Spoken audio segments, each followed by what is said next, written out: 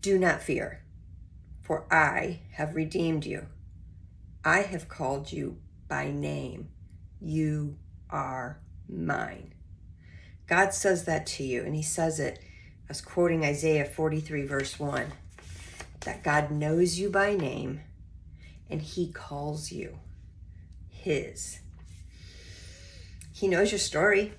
He knows my story. He knows every intricacy about you. The number of hairs on our heads, he knows. And he still loves you. Being called by him means you belong. You're not an outcast. We went and saw Superman the other night. And I always ask God for like a quote from it.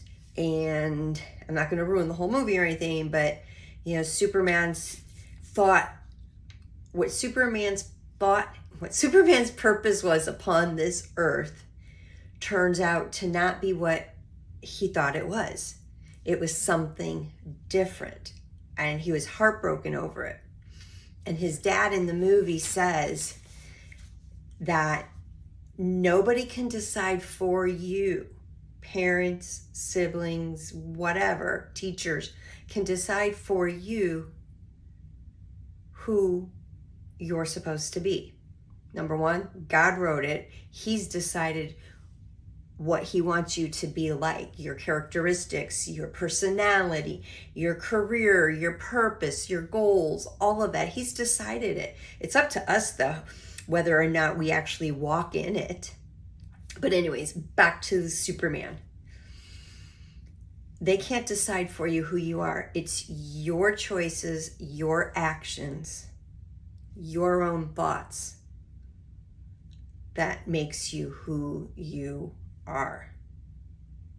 So we have a choice to focus our attention, our hearing on God and his word and what he says about us, and allow his voice to drown out the naysayers in our lives.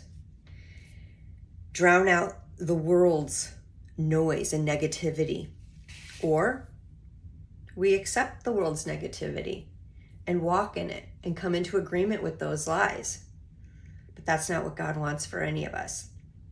He wants us to live healed, whole, and holy.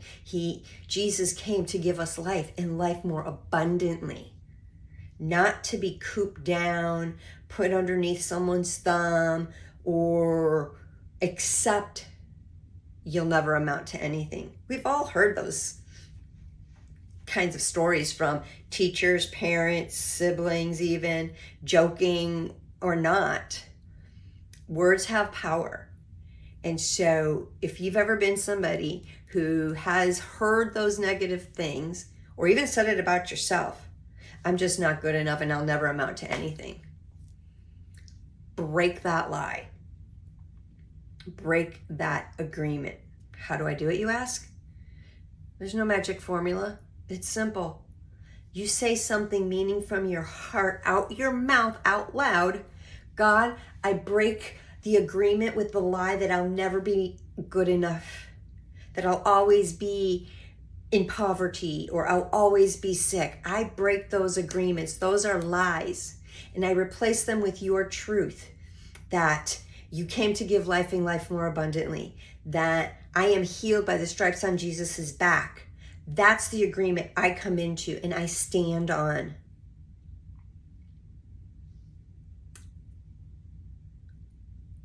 So, tell me, whose thoughts are you going to come into alignment with?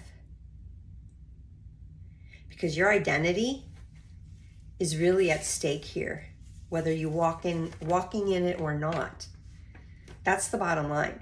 The enemy comes to kill, steal, and destroy. And if he can keep us in bondage and not knowing the authority that we have as blood-bought children from the Most High God and the identity he's given us to cast out demons, to heal the sick, then he wins here on earth. So think about it and tell me. I want to hear your story, because our stories are not just for us. They're for us to be used as tools to help others overcome. So share your story with me. Have an amazing day.